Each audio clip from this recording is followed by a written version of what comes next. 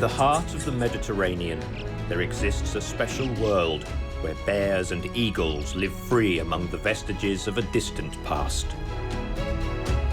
It is a veritable treasure trove of biodiversity that, from the Alps to the islands facing Africa, is home to riches of inestimable value. Thousands of species of plants and animals, including the continent's fiercest predators.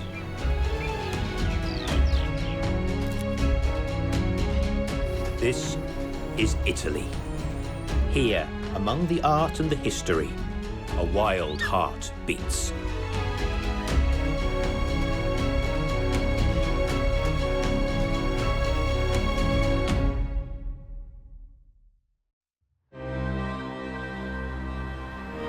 Like a bridge between Europe and Africa, the Italian peninsula is one of the most important bird migration routes across the Mediterranean. A path that millions of migratory birds follow, so that the population in Rome doubles in a few days.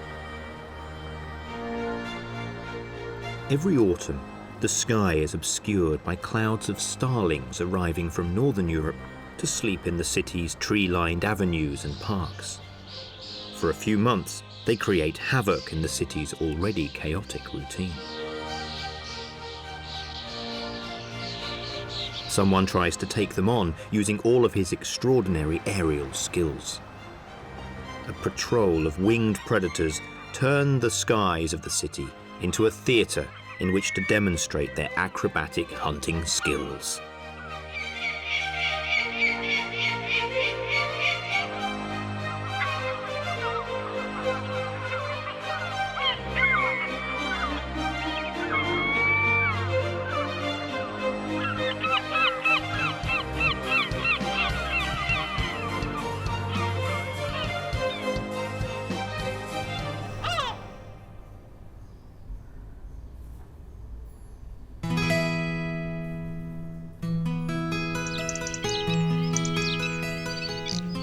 The starlings are small migratory birds that come from Central Europe. They are driven here by the cold that has gripped the countryside to the north of the Alps and are attracted to Rome by the prospect of spending a few weeks in a warm, friendly city.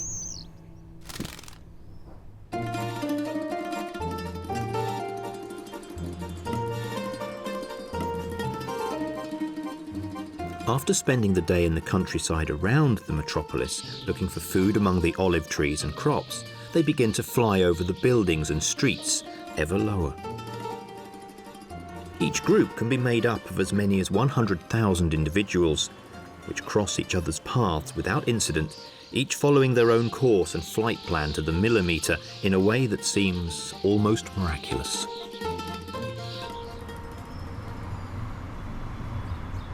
Starlings are gregarious birds. They like to travel together and stay close to each other, to keep warm and feel safe, and above all, to exchange information about the best places to find food. This is why the flocks fly for long periods before settling on their perches, in order to signal to isolated patrols and to individuals that have lost contact with the group where to go to find company and enjoy the advantages of the gregarious life. The arrival of the starlings represents a distinctly unpleasant occurrence that needs to be faced with an umbrella, even when it is not raining.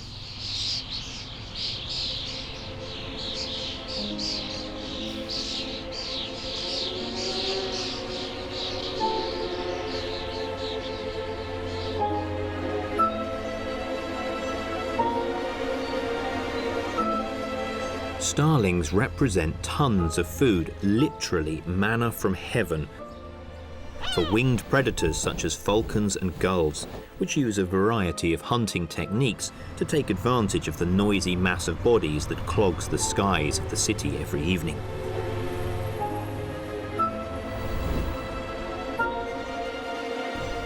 The Peregrine Falcon operates in a surgical manner, a style of aerial hunting that has made it the falconer's favourite hawk for millennia.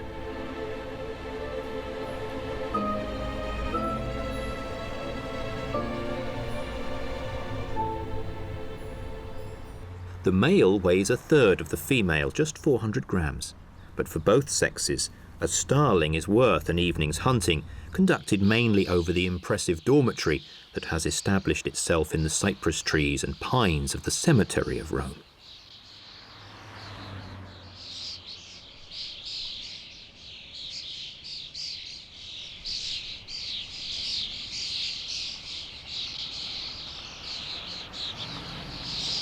The starlings seek refuge in the evergreen trees, but before they reach the protection of the foliage, they must fly for quite a while, and the peregrines take full advantage of the opportunity to catch them. Like shepherds driving their flocks, the falcons follow them and choose the opportune moment to attack any individual that appears slower and less lively than the others. To defend themselves, the starlings gather together, forming a wall of feathers and bodies that the falcon dares not attack.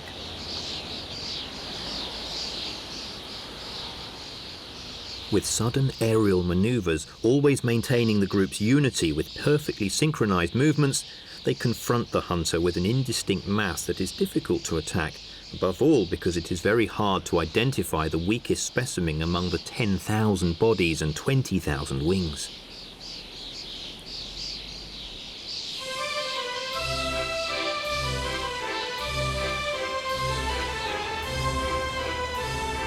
In order to move with such perfect synchronization, every starling must imitate perfectly the maneuvers performed by the 7 individuals closest to it.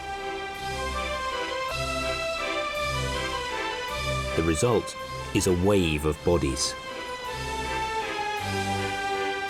But before it gets dark, the hawk will have isolated a specimen, one that is slower and less agile than the others, and its fate will be sealed.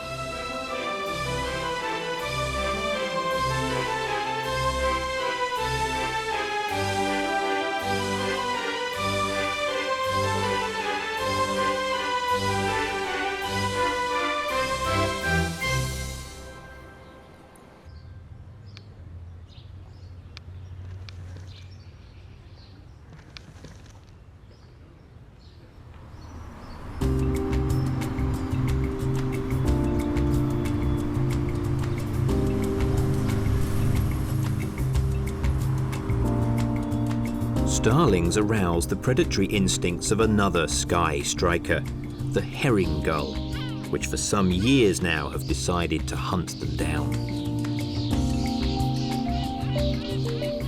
They are not skilled predators like peregrines. They do not have claws to grab the flying starlings, but they can rush headlong into the group and strike out blindly with their sharp beaks and wings, trying to bring down the smaller birds. It is a game of skill. The starlings are more skillful, but slower. They can only save themselves by swooping down into the trees and sheltering in the branches.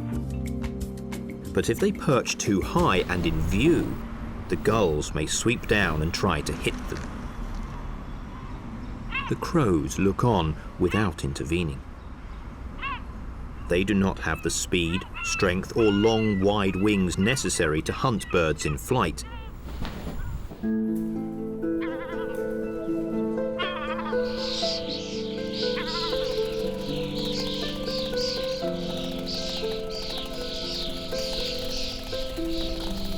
Every night, there are some victims. But there are always lots left, and finally, they can settle down to sleep. The exhaust from cars and heat from the buildings helps them fight the cold. The lights keep away the owls, and the noise of the cars is a pleasant lullaby. When the starlings sleep, peace returns to the banks of the Tiber, with St. Peter's reflected in its waters.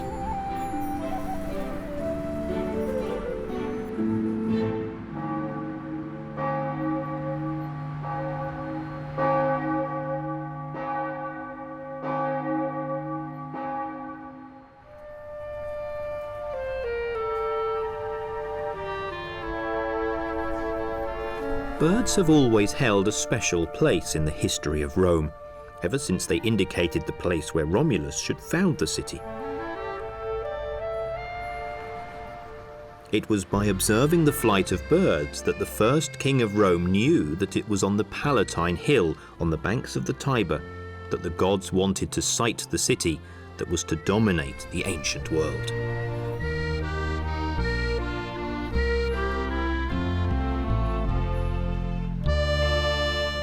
Here, every stone is witness to centuries of history, at least 28 if we respect the tradition that Rome was founded in 753 BC by Romulus and Remus.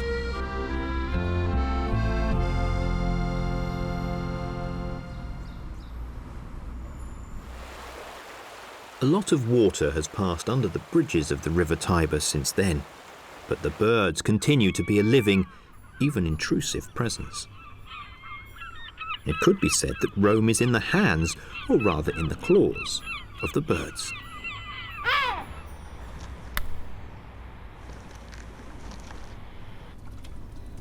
Among the hundreds of different species that live more or less regularly in Rome, these three birds compete for the title of rulers of the city. The most annoying and spectacular is definitely the herring gull. Its scientific name is Larus cacinans, which means laughing gull. Weight 1,200 grams, wingspan 1.5 meters. Special weapons, sharp beak, great wingspan, webbed feet.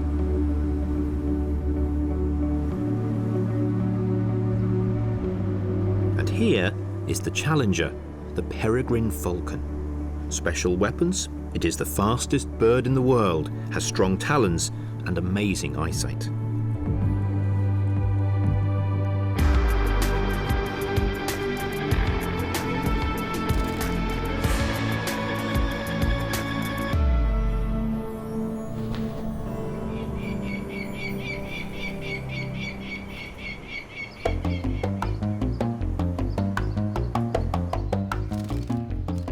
Now we come to the third city striker, the hooded crow, Corvus cornix, a lightweight when compared to the gull, barely 500 grams, wingspan 90 centimeters, special weapons. Intelligence. The intelligence of crows is comparable to that of monkeys.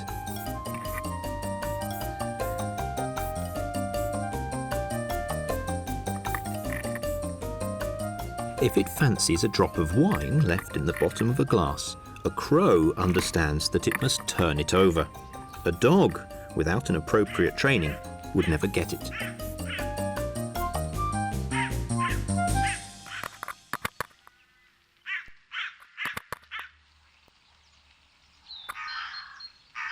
However, the crow does not want to have its picture taken. Three birds in black and white, absolutely colourless. But no, look closer. The herring gull sports a beautiful yellow bill with a red tip. The peregrine falcon has yellow legs and a beautiful blue ash-grey mantle. And the crow? There is nothing to be done. It is irredeemably grey and black. They are very different, but they also have much in common. The reason why in recent decades these three species have invaded Rome are the same. They have chosen to live in the city because food is abundant. Indeed, we will witness a fight to the last feather that will in the end decide which of them will eventually take over the city.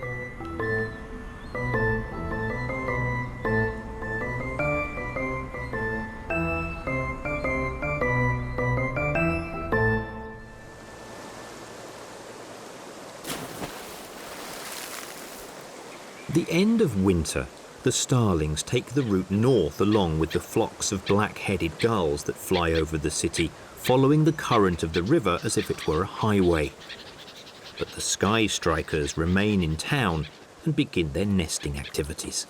Although they live among the buildings and cars, city gulls continue to follow the rhythms of nature and prepare for nesting.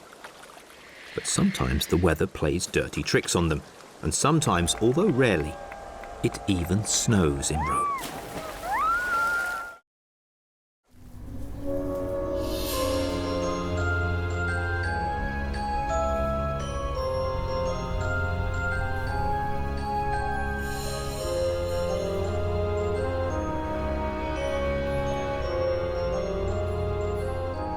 It has been snowing all night, and in the morning, it is as if the city has gone into hibernation. Poorly equipped to face the snow with vehicles without snow chains and tyres, most Romans have stayed at home.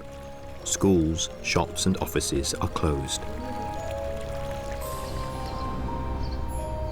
The city is like a ghost town, completely in a daze and unable to react.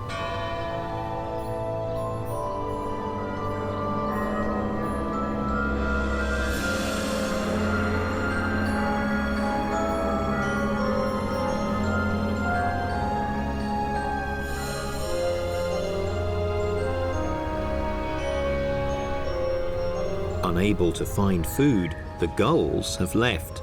They have moved to the coast, and only a few black-headed gulls have remained, freezing their claws on the roofs of the boats moored along the river. But the food is gone. There are 20, even 30 centimetres of white crystals. Only a sharp eye and an innate ability to poke around in the soil allows the crows to unearth some food.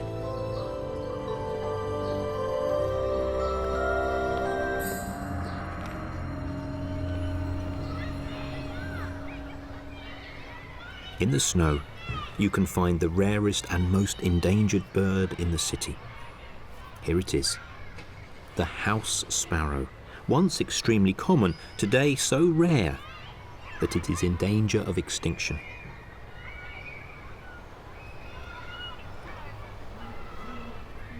No one can explain the reason for this demographic collapse. The fact is that sparrows have become ghosts.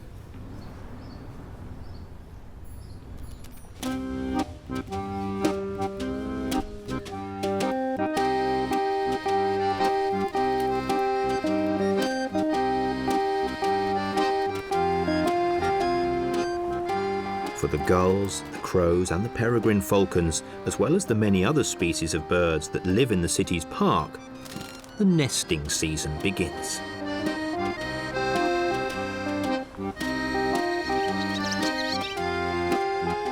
Spring is felt even through walls, tarmac and metal sheets. It creeps up on the parks and avenues, in the flowering of plants, exotic and familiar, in the many small daily events that are common in the countryside, but here always leave one pleasantly surprised.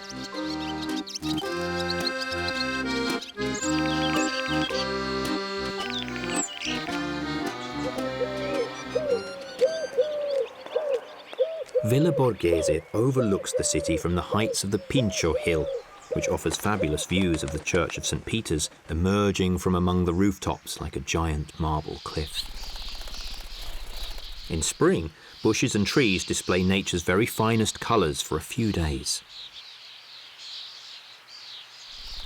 Almost all the starlings have left, and there are only a few nesting in the city and performing their multilingual trills.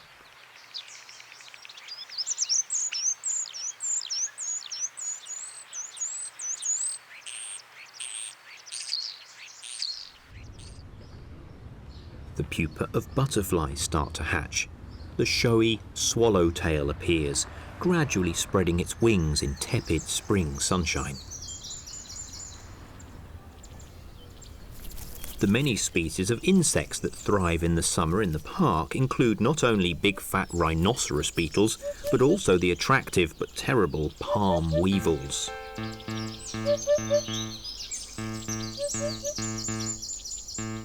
These beetles, an alien species accidentally introduced from Far East Asia, have affected the various species of palms in the city's parks, killing hundreds of the specimens that for decades have softened the appearance of the city.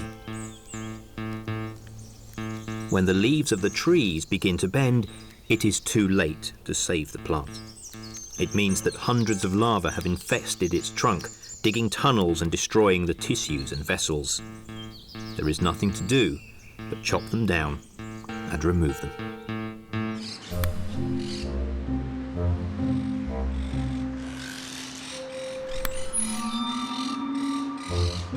The city is full of exotic plants from the furthest corners of the globe. pomegranates from Asia, palms from Africa. Exotic trees attract exotic birds.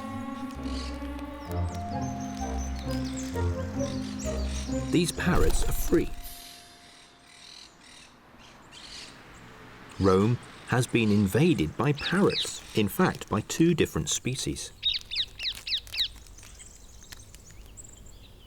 Ring-necked parakeets are of Asian origin, and although they too probably escaped from some aviary, there is the remote possibility that they just flew in from the Middle East.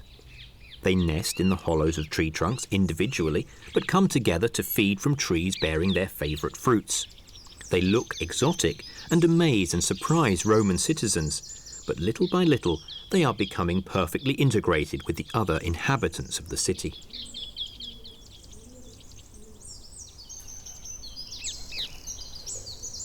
However, that is nothing compared to the shock of seeing enormous nests growing in the trees in the courtyards and waking up to what sound like jungle noises. Monk parakeets nest in cedars and other large trees. They build colonial nests of twigs and pine needles constructed rapidly by chattering green and grey birds that swoop down to the ground to eat seeds and, if they get the chance, to pinch the food of the animals in the nearby zoo.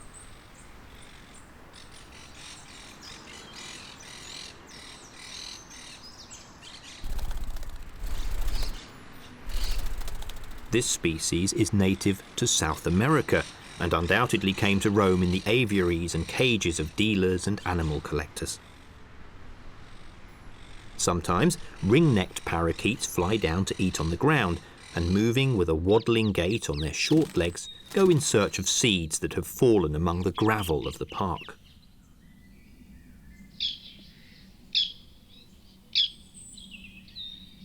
Other animals are also in search of seeds, squirrels and black rats.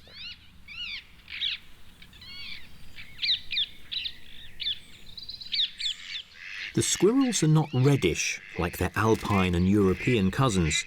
Mediterranean squirrels are darker in colour. They are considered cute, whereas rats are at best ignored, but more often hated and persecuted. Yet they are both rodents and they have similar habits. True, black rats have hairless tails, but seen up close, they're not so bad.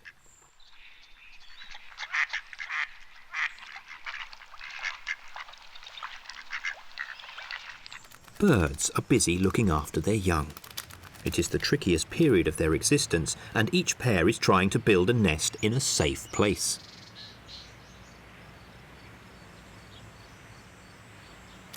Sometimes, the best thing to do is to get as close as possible to the most ruthless predator of all, because his presence will keep the others at bay. Many birds have chosen to nest on balconies, almost inside houses.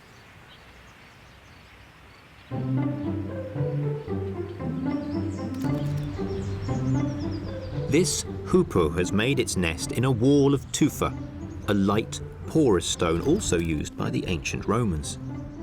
These birds love to look for food on the lawns, freshly mown by the city council's gardeners. Their long beaks can find larvae, spiders, and all sorts of little creatures.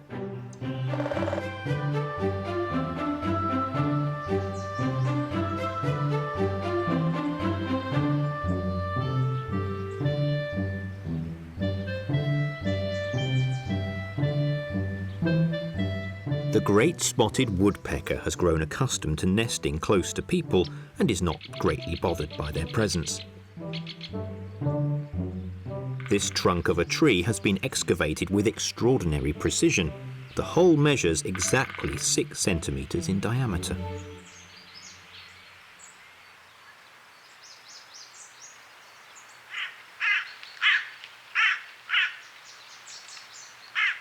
The ducks that nest in the park's lakes need 100 eyes, because these marauders keep them under strict surveillance, encircling, trying to bother them and steal their eggs.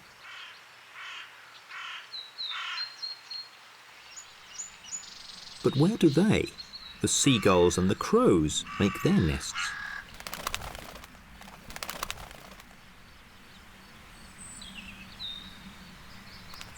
Crows nest in the tallest trees. The branches are so thin that no animal predator could climb up.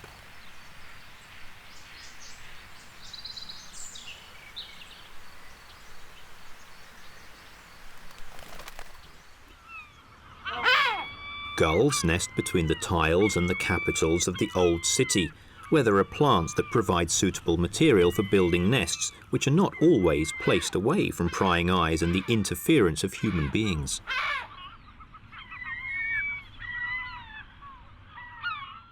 The seagull fiercely protects its brood, and it needs to, because its eggs are coveted above all by other gulls. Cannibals who do not distinguish between the eggs and chicks of their own species and those of other birds.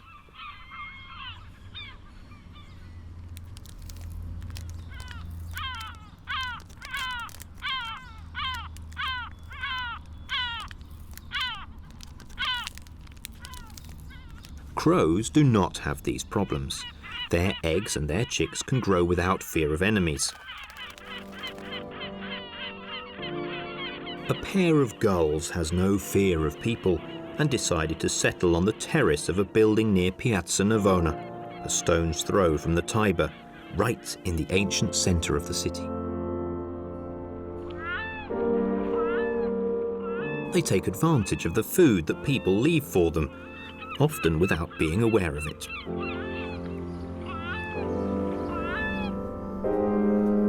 The Peregrine Falcons occupy various high structures among the city's ruins, which remind them of the rocky walls usually inhabited by pairs who live in natural environments on sea cliffs or in the mountains.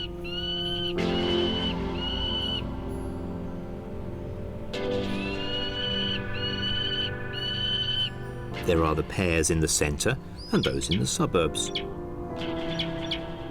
The former have prestigious homes. The latter are content with more modern and modest facilities, but also feel safe.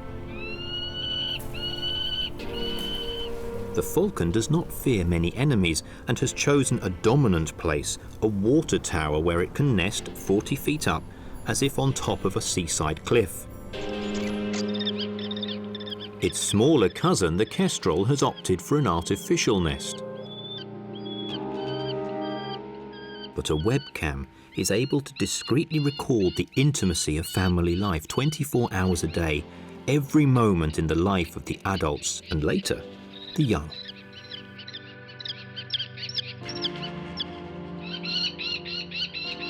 In recent years, the peregrine falcons have increased, while the population of the small kestrel decreased. They are weaker. They could even be the victim of the bigger and stronger raptors.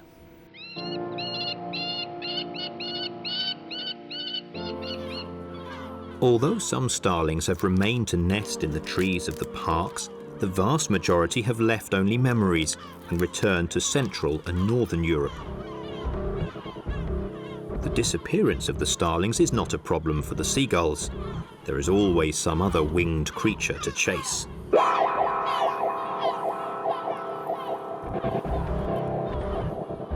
This time, their prey are bats.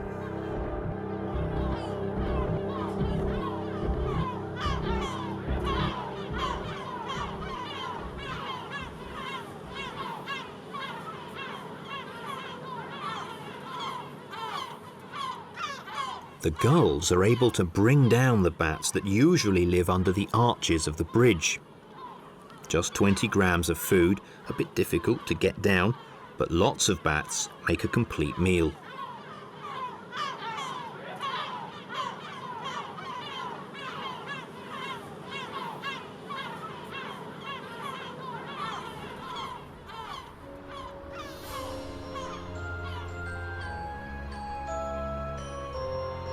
Seagulls may also be skilled hunters, but if they can eat without too much effort, they don't have to be asked twice. In the city, they can take advantage of the waste produced every day by 4 million humans, and which is not always collected quickly or efficiently.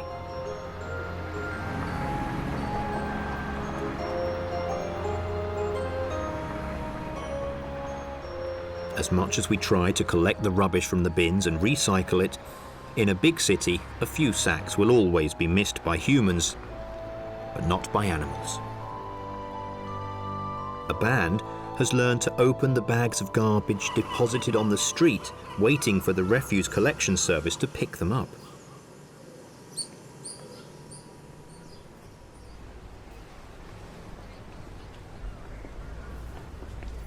Brown rats join the banquet in full daylight.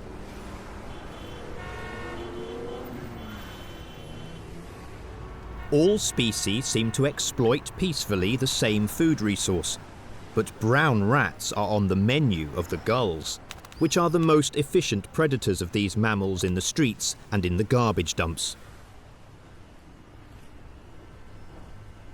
For the peregrine falcons, the disappearance of the starlings is a problem, but they deal with it by concentrating on hunting the other prey that is abundant in the city: pigeons. Pigeons provide a lot of food, but they're not easy to catch because they have a darting flight pattern and keep low between the buildings specifically to escape the hawks.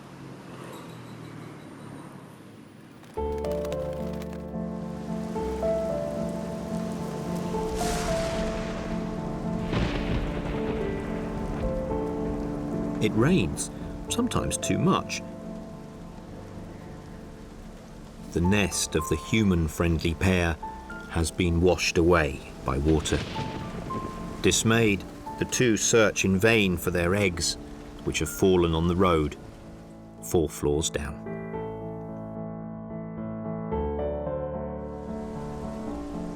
And the Tiber swells, its waters overflowing the riverside path and lapping menacingly at bridges and embankments.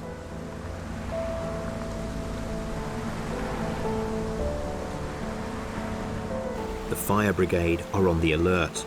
The height of the river is impressive, 7 meters higher than usual. Another 2 meters, and it will flow over the high walls erected to prevent the flooding that for millennia has been the Romans' nightmare.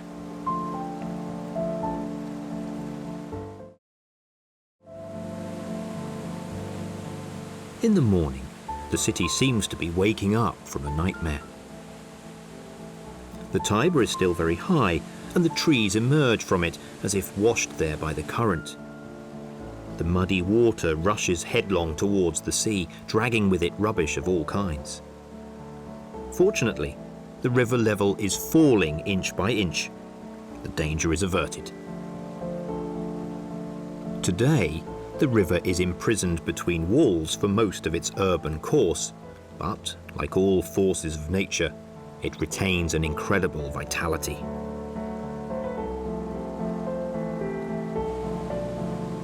The fish life in the river is very rich and is now largely made up of exotic and invasive species such as carp and catfish.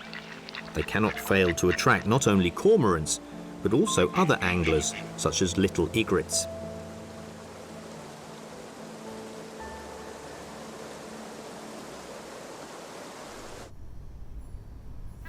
The storm has damaged some nests, but for most gulls, the great day has arrived. One fine day, we realise that the gull chicks have hatched. They peep out from beneath the soft feathers of their mother, small, but ready to make their way in life.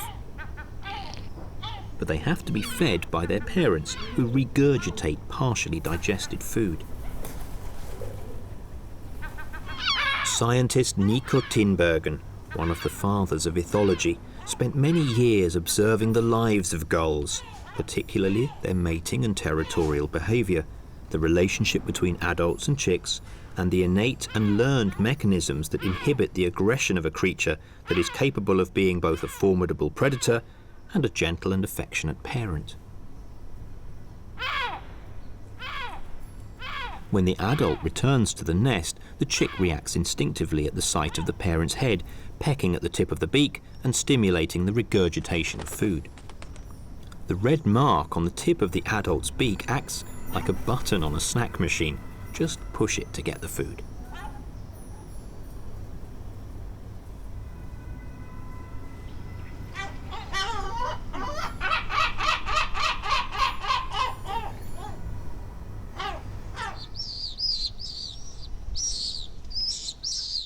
The gulls that have lost their nest seem to watch the couples lovingly defending and caring for their chicks with a certain envy.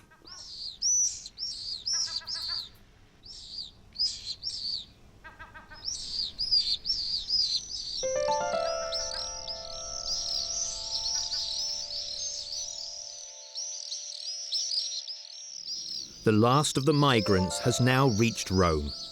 Swifts come directly from Africa and occupy their nests under the roofs and in the cracks of the walls.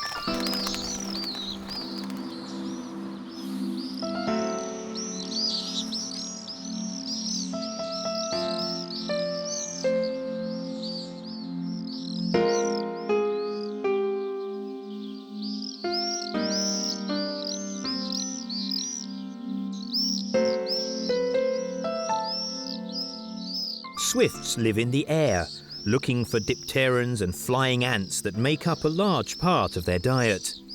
They land in the nest daily, only to feed the chicks.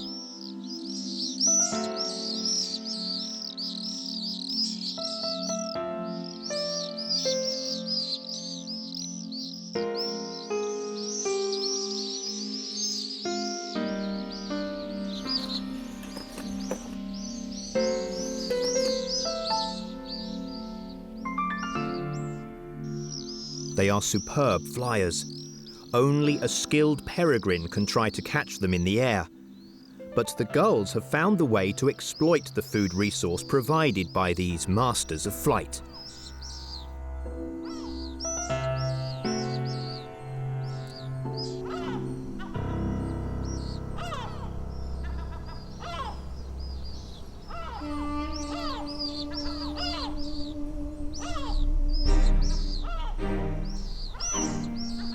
They observe the movements of the swifts and wait for them at the entrance holes of the nests to capture them when they come out.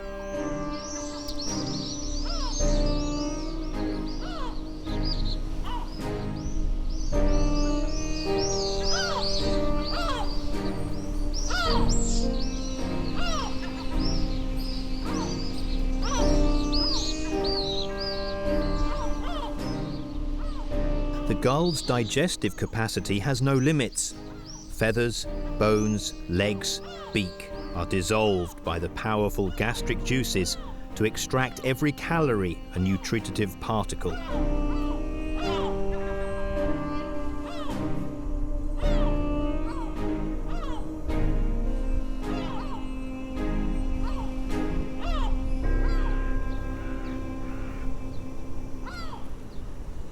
Summer advances, and the heat is infernal on the rooftops where there is not a trace of shadow.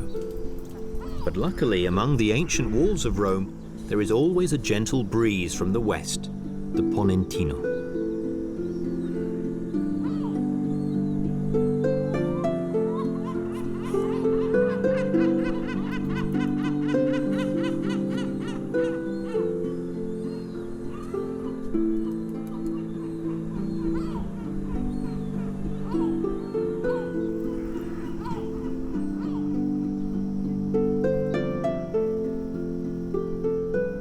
Young falcon stretch their long wings and practice flying before moving to the countryside in search of cooler air, birds, and silence.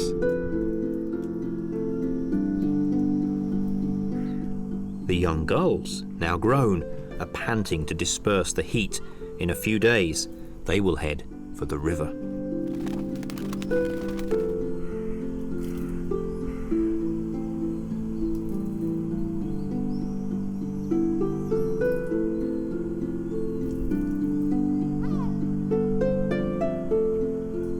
The pair that lost their nest during the storm has laid only one egg, but now they have been sitting on it for too many weeks. It won't hatch now. But one day, a miracle happens.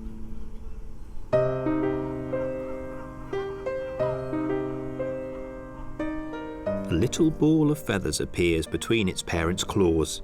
The egg has finally hatched at night when it is cooler.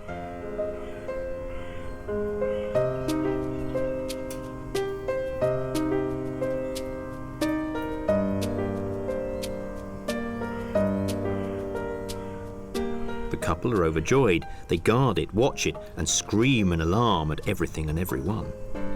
Just like an elderly couple who had lost hope of ever having children, they cannot do enough for their baby. Maybe it will grow up to be rather spoiled, but certainly it will be strong and robust.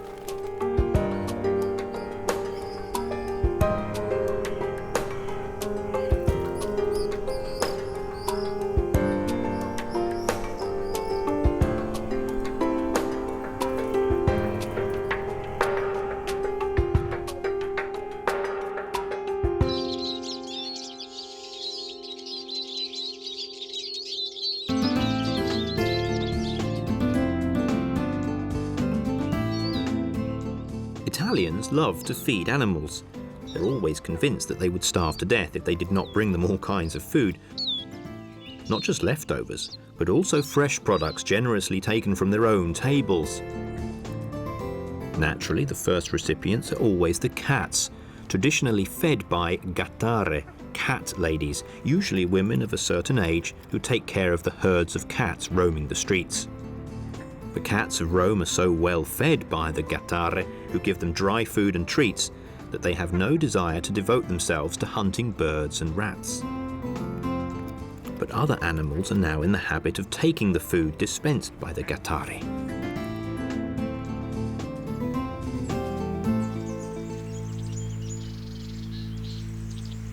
Cat ladies have become fox ladies in some streets on the outskirts of the city, where foxes, having avoided persecution by hunters and farmers, have completely put aside their natural mistrust and nocturnal habits to become as affectionate as dogs.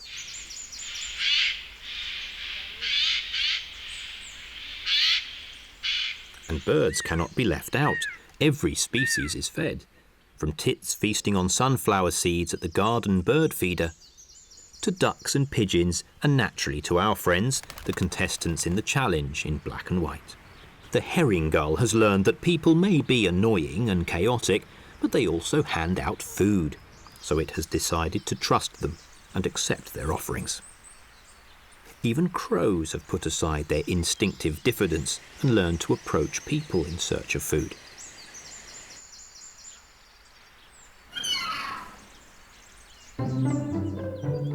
This is how evolution works. The most intelligent and adaptable creatures take advantage of new circumstances. For them, the city is a laboratory of accelerated evolution, where the ability to change habits rapidly is absolutely essential for winning the challenge to survive. The crows play their trump card. They are becoming another species.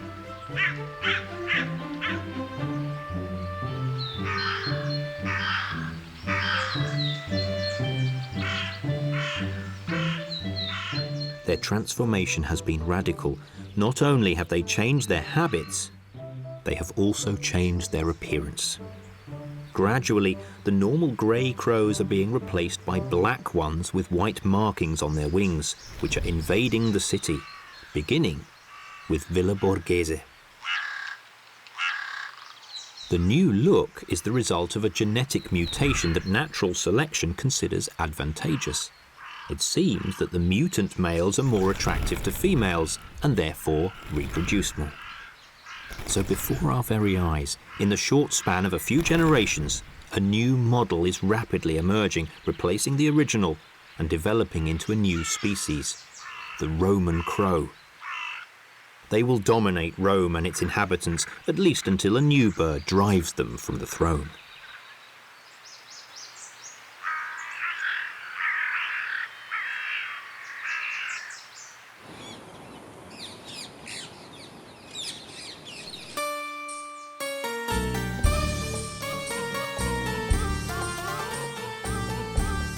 At dawn, the avenue along the river sounds like a jungle. The parrots wake up in their own time and start eating the seeds of the trees. They are acrobatic like monkeys. They move along the branches to reach the leathery but nutritious seeds. They bill and coo and kiss gently. Then they move, looking for something more appetizing. Above them, the Peregrine Falcon of the Palace of Justice looks into the distance. parrots are of no interest to him. He doesn't think there will be anything edible and appetizing under that green plumage.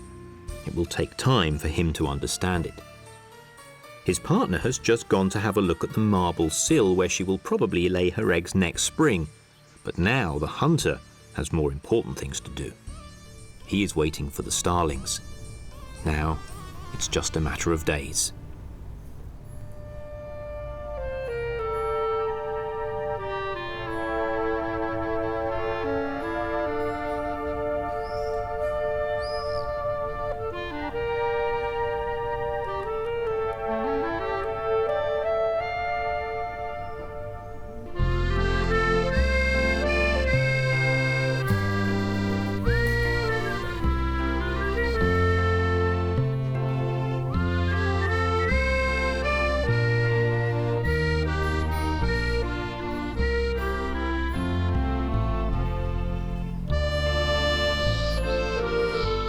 They will return to crowd the skies of Rome, chased by winged strikers and citizens, but they will not renounce their claim to this historic city.